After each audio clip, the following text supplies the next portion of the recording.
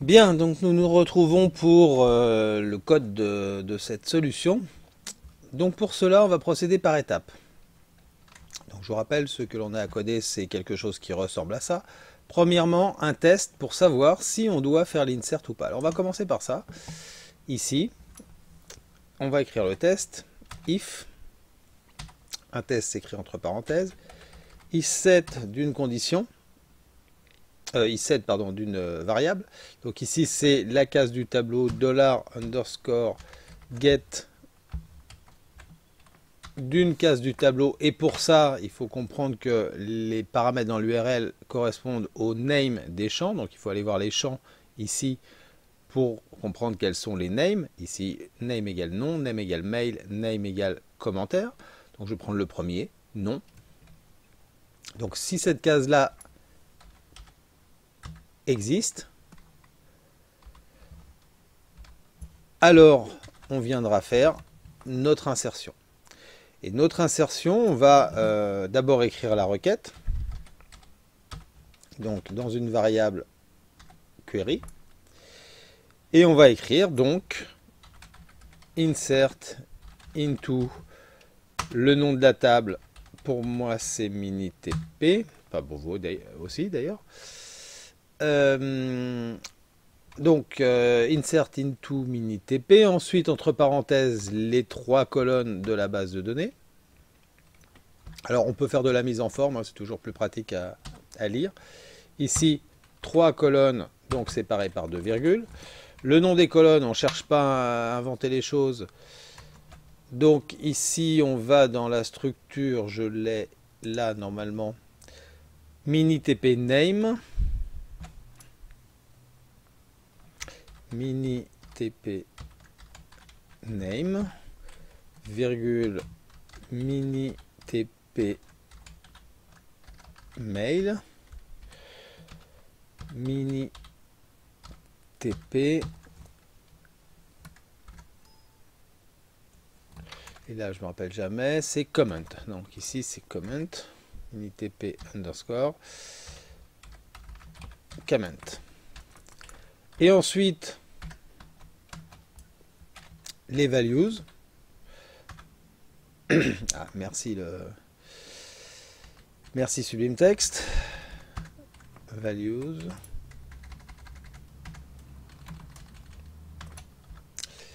Avec ici entre parenthèses, les 3 valeurs qu'il va falloir passer. Voilà la requête, à quoi doit ressembler. Alors évidemment, il va falloir mettre quelque chose ici. Donc ici, on va mettre les 3 valeurs qui sont dans le get, et donc les names, donc la case nom, la case mail, la case commentaire. Donc je peux reprendre cette syntaxe-là. Dans la colonne minitp name, il faudra enregistrer la valeur $get de nom. Dans minitp mail, $get de mail. Et ici,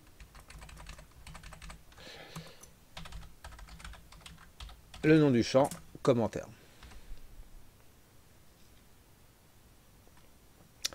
Voilà, et donc on a dit qu'il fallait ensuite... alors pardon, oui, je me disais, les couleurs sont bizarres, mais évidemment, il faut procéder à des concaténations. Donc ici, je concatène. Ensuite, je concatène la virgule concaténée avec l'autre valeur. Concaténer avec la virgule. Concaténer avec ceci. Concaténer avec la parenthèse qui ferme. Et voilà. Et ça doit nous fabriquer une requête. Alors, ce qu'on va faire pour tester par étape, ici derrière, je vais mettre un echo. Alors ça va s'afficher un peu n'importe où dans la page. Un echo de $query. Et puis ce qu'on va essayer de constater, c'est que quand j'arrive, alors je repars de la page d'accueil, j'arrive sur la page contact, Il ne se passe rien de spécial. A priori, on ne voit pas une requête SQL qui apparaît quelque part. Mais quand je tape quelque chose dans le formulaire, que j'envoie, vous voyez la requête qui s'affiche ici. Le ifisset a bien trouvé un paramètre non dans l'URL. Du coup, il a fait pour l'instant juste le écho de la requête, il ne l'a pas exécuté. Mais on voit qu'il a détecté qu'il y avait quelque chose à faire. Voilà, donc a priori le test fonctionne. Maintenant, il nous reste, alors ça, une fois que ça marche, on peut le mettre en commentaire, on n'en a plus besoin. Il reste à procéder à l'exécution de la requête. $Q égale MySQL query de $query. Donc on exécute la requête.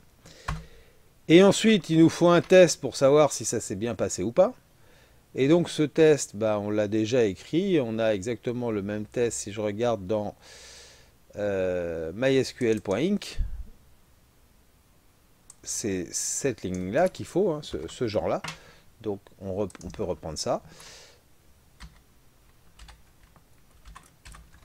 Si, alors c'est pas $C, c'est $Q. Alors on fait un die MySQL query avec le message d'erreur. Voilà, si je regarde, je dois être conforme au code qui était là, la requête, l'écho, l'exécution de la requête, le test. Si la valeur est false, on a un problème, on fait un die. Voilà, eh bien on doit pouvoir tester ça.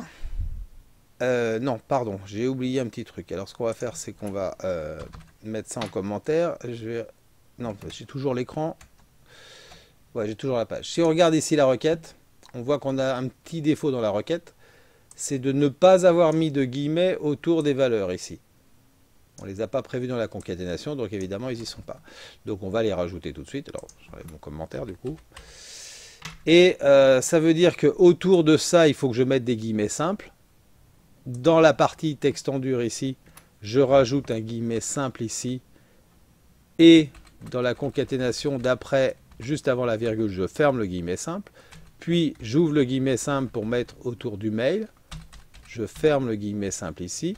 J'ouvre le guillemet simple là, que je referme après le commentaire.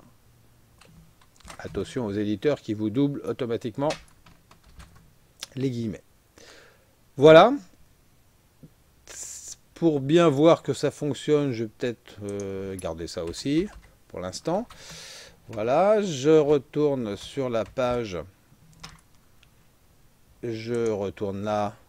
On va refaire toute la manip. J'arrive sur contact. La requête ne se déclenche pas. Je saisis ici mon commentaire. Une adresse mail. Mon commentaire de test. J'envoie. La page se rappelle. La requête, vous voyez que par rapport à tout à l'heure, elle a changé. Il y a des guillemets simples autour. A priori, on ne voit pas le commentaire apparaître ici. Mais si je scrolle, mon commentaire, il est là. Ça veut dire que pour l'instant, la liste des messages n'est pas triée dans le bon ordre. Donc, ça veut dire qu'il faut qu'on change un petit peu la requête pour mettre dans l'ordre antéchronologique, comme on l'avait dit, mais comme on ne l'a pas fait pour l'instant. Donc, on va changer un petit truc dans la requête ici, select étoile from minitp. Il faut regarder la base de données pour comprendre ça. Ici, si je vais dans l'affichage des informations, alors déjà, vous allez remarquer qu'il y a mon nouvel enregistrement ici. On n'a pas d'information de date dans cette table-là parce qu'elle est très simplifiée, mais on a une clé primaire qui s'incrémente à chaque fois. Ben, il suffit de trier sur cette colonne-là et de trier en descending pour avoir le 8 avant le 7, etc., etc. Donc on va faire un order by sur mini TP ID. On va rajouter ça ici. Order by mini TP ID en descending. Je retourne sur la page contact et vous voyez que maintenant mon commentaire il est en première position. Voilà, bah, donc on a fait pas mal de choses. On a rempli la mission qui consistait à transformer historiquement un template, donc une page entièrement statique, en un mini-site avec 3 parties, dont une partie dynamique PHP MySQL pour à la fois insérer des données dans la base et afficher des données en provenance de la base. Alors dans le mini-TP, il est demandé de séparer ces traitements dans des fonctions et de mettre ces fonctions dans un include, histoire de nettoyer un peu notre code. On va terminer par cela. Pour faire une fonction, donc on va tout d'abord faire un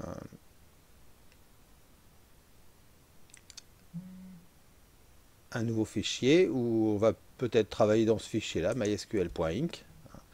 Donc ici, on va créer une fonction. Donc on a une fonction pour insérer. Donc je crée une fonction, je lui donne un nom. On va faire une fonction pour lire.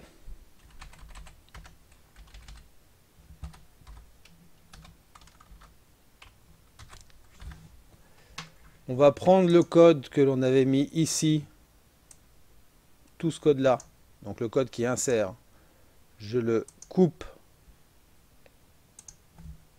je le mets dans cette fonction-ci.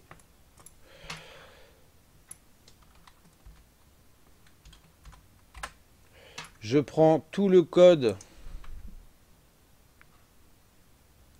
qui faisait la génération de la liste, je le coupe, je le mets dans cette fonction-là.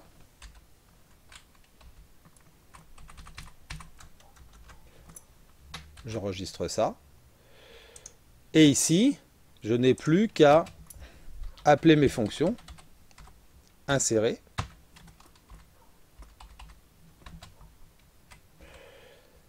Et pardon, c'est pas insérer ici, c'est lire. Et ici, la fonction insérer.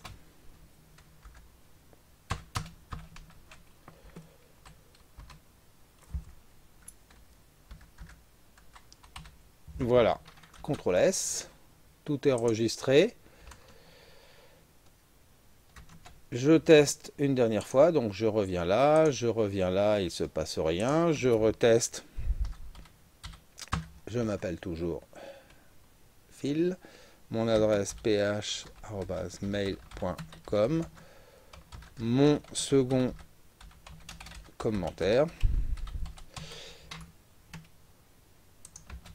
Regardez bien la liste ici, mon commentaire, etc. J'envoie. Le commentaire apparaît en direct ici.